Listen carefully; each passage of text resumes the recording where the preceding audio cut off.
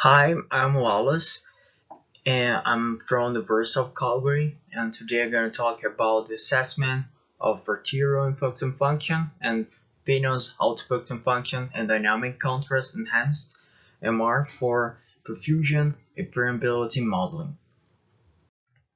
So first, what is a vascular impulsion function, or VIF? The vascular impulsion function describes the concentration of the contrast in the artery or vein. And why is important? Because most of the pharmacokinetic models require VIF. And why? They needed to estimate the hemodynamic properties such as perfusion and vascular wall permeability. For pharmacokinetic processing of the brain data, usually you select the artery close to the middle cerebral artery, and then you're gonna have your artery impulsion function. But the problem is the arteries are small and they are potentially impacted by the pressure volume effect and other image artifacts. However, veins are larger than arteries, and then they are less sensitive to artifacts like partial volume effect. So you can use it, and then you're going to have your venous output function that's going to describe the concentration of the contrast in the vein. And the purpose of this work is check if this venous output function can be used as a VIF to produce the perfusion and permeability maps equivalent to those obtained using the arterial impulsion function. So for this work, we have 25 patients were imaged after the standard treatment of glioblastoma, which is the surgery followed by chemotherapy with temozolomide and radiation. Here you're using DCE MRI image with high temporal resolution and high spatial resolution, and the VIFs was manually selected from the artery close to the MCA and from vein close to transverse sinus. So here is the selection of the artery, and here is the selection of the vein, and here you can see the artery impulsion function and the venous output function.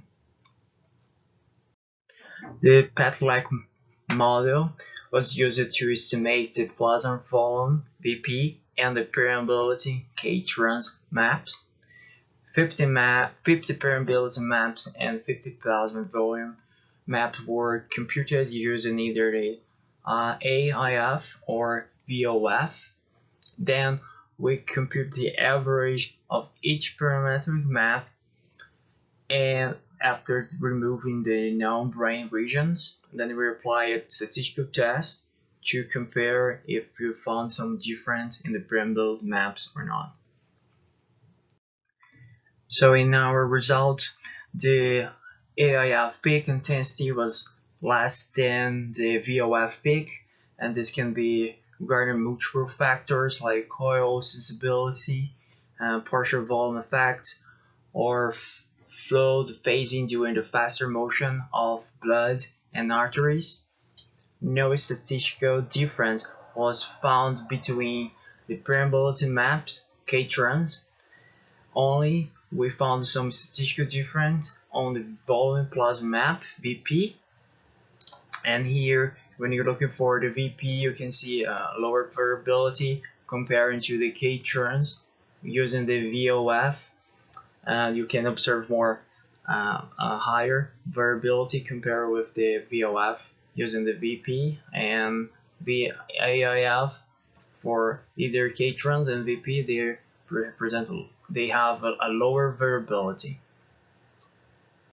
One of the reasons for found a different statistical on Vp is because the PET-like model is linearized using the plasma contrast concentration, the CP, and the CP is computed through the convolution of the VIF and the tissue contrast concentration curve.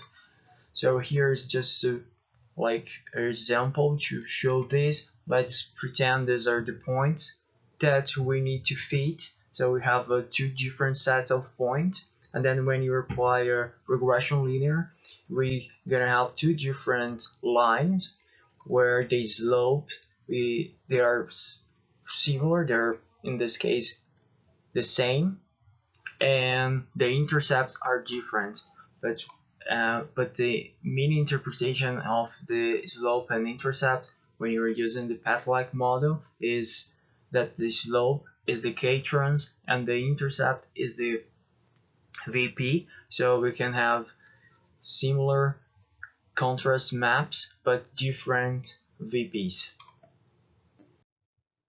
Our find suggests that the difference between the other area under the curve is one of the cause of the difference in the VP maps, and also our results suggest that VOF can produce Ktrans maps similar to the ones estimated by AIF in our scanners of glioblastoma patients.